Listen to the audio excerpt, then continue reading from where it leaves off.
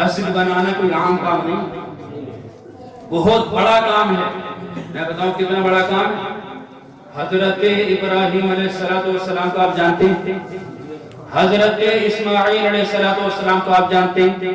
ابراہیم خلیل اللہ، اللہ تعالیٰ کے گہرے دوست، اسماعیل ذبیح اللہ ہیں، اللہ تعالیٰ کے ذبح ہونے کی نشانی ہے۔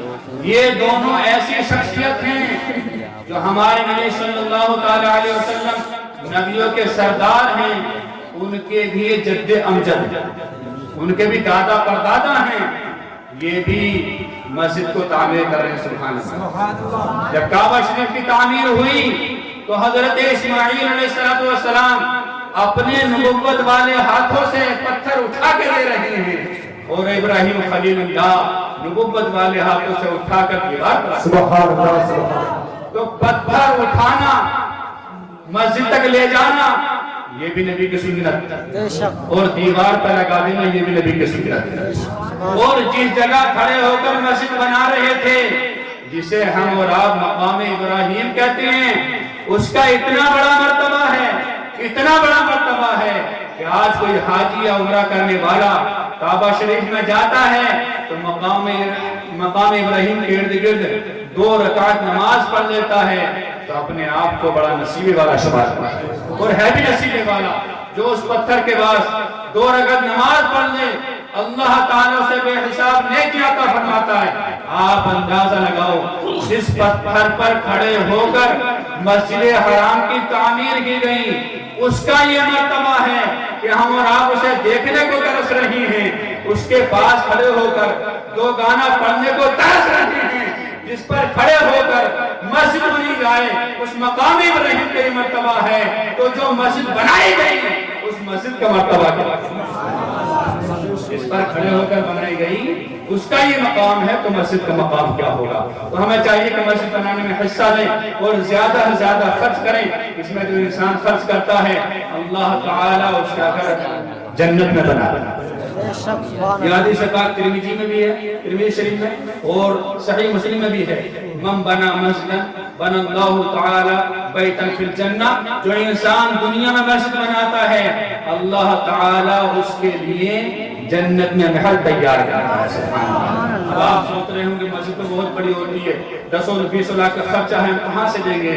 تو اس کے لیے اگلی حدیث شریف میں ہمارے نبی صلی اللہ علیہ وسلم نے آسانی فرمائی، فرماتے من بنا مسجدا بنا اللہ تعالی بیتا فی الجنہ صغیرا او کبیرا، اللہ تعالی اس بندے کے لیے جنت میں محل بناتا ہے جو انسان مسجد بناتا ہے، صغیرا او کبیرا، چاہے مسجد بڑی بنائی جائے چاہے مسجد چھوٹی بنائی جائے۔ آپ بھی سوچ رہے ہوں گے چھوٹی بھی کم نہیں بنے گی، تو ہمارے نبی صلی اللہ تعالی علیہ وسلم نے بالکل آسانی فرما دی، کہا اللہ تعالیٰ بروز قیامت جنت میں اس انسان کے لیے محل بنائے گا جو دنیا میں چیل کے گھونسلے کے برابر مسجد بنائے گا۔ سبحان اللہ۔ چیل کا گھونسلہ کتنا بڑا ہوتا ہے؟ 1x1 چھوٹا سا ہوتا ہے۔ 1x1 میں کتنا خرچ آئے گا؟ 1x1 کے لینٹر میں کتنا خرچ آئے گا؟ کتنا تھوڑا آئے گا کہ ایک انسان بآسانی ادا کر سکتا ہے۔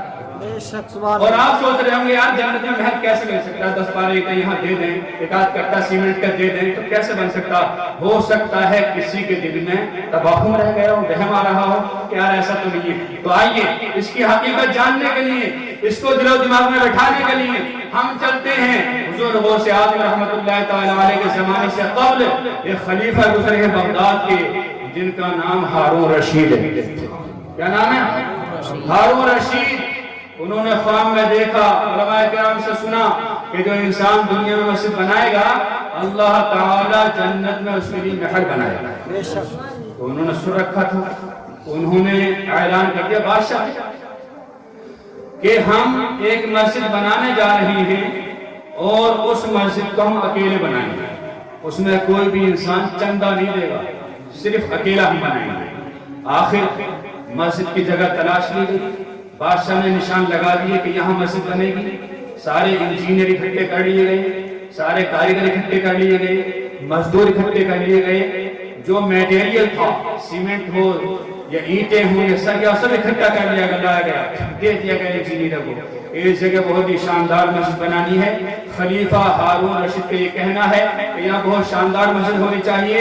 ان کے دل میں خیال آیا ہے کہ اگر محل بناؤں گا تو محل تو یہیں رہ جائے گا, اگر میں مسجد بناؤں گا تو قیامت تک کے لیے صدقہ جاریہ ہوگا, قیامت تک کے لیے صدقہ جاریہ ہو جائے گی. آپ نے اعلان کر دیا. اب ظاہر سی بات ہے سب لوگ تو ایسے نہیں ہوتے جو پیسہ دینے سے بچیں. تم میں کتنے لوگ ایسے؟ امید ہے کہ کوئی بھی نہیں ہوگا. سب لوگ ایسے نہیں ہوتے جو پیسہ دینے سے بچیں, کچھ چاہتے ہیں کہ ہمارے پیسہ لگے. ایسا ہی ایک تاجر تھا, ایک غریب مزدور تھا. اس نے جب سنا خلیفہ ہارون رشید مسجد بنا رہے ہیں اور مسجد بنانے کے لیے اعلان کر دیا گیا, انجینئر آ گئے, سامان سب آ گیا ہے, اور یہ بھی کہہ دیا ہے کہ کوئی بھی انسان چندہ نہیں دے گا, سارا معاملہ خلیفہ کے ذمہ ہے. اس کے دل میں رونا آیا کہ یار کاش یہ اعلان ہو جاتا کہ جس کی بس کا جو ہے وہ دو تو میں بھی کچھ دے دیتا. آخرکار اس نے ترکیب سوچی کہ ترکیب بناتا ہوں, روزانہ 100-200 روپے کماتا ہوں, بیوی بچوں کے لیے آدھے خرچ کروں گا, آدھے جوڑوں گا, آدھے بیوی بچوں کے خرچ میں دیتا, آٹا چاول میں لا کے دیتا, آدھے اپنے پاس چھپا کے رکھتا. جب کچھ پیسے زیادہ ہو گئے اس نے سوچا مسجد میں حصہ دے دیا جائے. اس نے دیکھا دن بھر تو مزدور کام کرتے ہیں, کاریگر کام کرتے ہیں, دن میں حصہ لینا مشکل ہے. اس نے سارا سامان خریدا جو بھی اس سے ہو سکا, کچھ اینٹیں خریدی, کچھ سیمنٹ, کچھ سریے, جو بھی خریدنا تھا اس نے خریدا, اور خریدنے کے بعد گھر میں چھپا کر رکھ لیا. جیسے رات ہوئی, رات کی تاریکی چھا گئی, سب لوگ مہدے آرام ہو گئے, بستر پر جا کر لیٹ گئے, سو گئے, تو چپکے سے اٹھا اور سارا سامان لیا, اور سارا سامان لے جانے کے بعد جہاں مسجد بن رہی تھی, جہاں میٹیریل پڑا ہوا تھا, سارے میٹیریل ملا دیا. سبحان اللہ بولو, سارے میٹیریل ملا دیا تاکہ خلیفہ کو پہچان نہ ہو پائے کون سی چیز کہاں سے آئی. اسے ایسا ہی محسوس ہو کہ میرا ہی سامان پڑا ہوا ہے. اب جیسے ہی اگلی رات ہوئی, خلیفہ ہارون رشید سوئے, پورا علاقہ سویا, تو کیا دیکھتے ہیں, جیسے ہی ظاہری آنکھیں بند ہوئی اللہ تعالی نے دل کی آنکھوں کو کھول دیا. سبحان اللہ. کیا دیکھتے ہیں خواب کے عالم میں کہ وہ جنت میں پہنچ گئے. سبحان اللہ. اور جنت میں دو بڑے عالی شان محل بنے ہوئے ہیں, بڑے شاندار لاجواب محل بنے ہوئے ہیں, یاقوت و زبرجد کے محل بنے ہوئے ہیں. آپ نے جب سر اٹھا کر دیکھا تو ایک محل پہ لکھا ہوا تھا ہارون رشید. کیا لکھا ہوا تھا؟ ہارون رشید. پھر دوسرے والے کو دیکھا تو اس پہ لکھا ہوا تھا عبداللہ, جو ان کا رعایا تھا, ان کا خادم تھا, گاؤں کا رہنے والا, وہیں کا رہنے والا. دل میں خیال آیا یہ کون ہے, یہ تو ہمارے علاقے کا لگ رہا ہے. صبح کو آنکھ کھلی, دربار میں اعلان کر دیا سارے علاقے کو دربار میں جمع کر لیا جائے, اور بالخصوص فلاں انسان کو ضرور بلایا جائے جس کا نام یہ ہے. سارے علاقے کو جمع کر لیا گیا, اسے بھی جمع بلایا گیا جس کا نام جنت میں لکھا ہوا دیکھا تھا, اسے سب کے سامنے کھڑا کر دیا گیا. اور کھڑا کرنے کے بعد خلیفہ نے پوچھا تم تو مزدور ہو؟ ہاں مزدور ہو. کتنا کماتے ہو؟ اتنا کماتے ہوں. کیا کرتے ہو؟ بس بیوی بچوں کا خرچ چل جاتا ہے, یہ اللہ تعالیٰ کا شکریہ ادا کرتا ہوں. کہا کوئی نیک عمل تم کرتے ہو؟ کہا میں تو کوئی نیک عمل نہیں کرتا. کوئی آڑ سے پوشیدہ کوئی وظیفہ پڑھتے ہو؟ کہا میں تو کچھ نہیں پڑھتا. کہا پھر تمہارا مرتبہ اتنا بڑا کیسے ہو گیا کہ جنت میں جہاں میرا محل بنا ہوا ہے وہیں تمہارا محل بنا ہے. کہا بادشاہ سلامت, میں بات کو چھپانا چاہتا تھا لیکن بات اب آئی گئی تو بتانی پڑے گی. کہا بتاؤ کیا ایسا عمل ہے؟ کہا میرا ایسا کوئی عمل نہیں.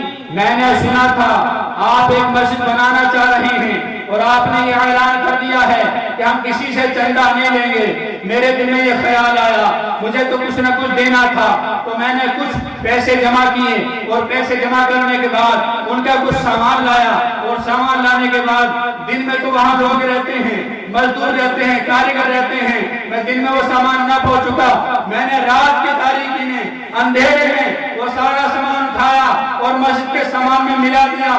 میرا جتنا قبضہ تھا اتنا سامان لے کے میں نے ملا دیا. تو میں نے یہ سامان ملایا ہے, یہ نیکی میں نے کی ہے, باقی میں کوئی نیک عمل نہیں کرتا ہوں. خلیفہ ہارون نے کہا تھا کہ مسجد بنانا یہ کمال کی بات نہیں ہے, پوری مسجد بنا دینا یہ کمال کی بات نہیں ہے, بلکہ اللہ کے حبیب نے فرمایا ہے کوئی چیر کے برابر مسجد ہی بنا دے، چیر کے گھونسلے کے برابر مسجد ہی بنا دے تو اللہ تعالیٰ اس کا جنت میں محل بناتا ہے۔ اس بات کا مجھے آج یقین ہو گیا ہے کہ اس نے اپنی غریبی مفلسی میں تھوڑے سے پیسے لے کر میری مسجد میں شرکت کرے گی، اللہ تعالیٰ نے اس کے لیے محل بنا دیا۔ پتہ چلا کہ محل بنوانا اگر چاہتے ہو جنت میں تو مسجد میں حصہ لینا ہوگا، مسجد میں حصہ لینا ہوگا۔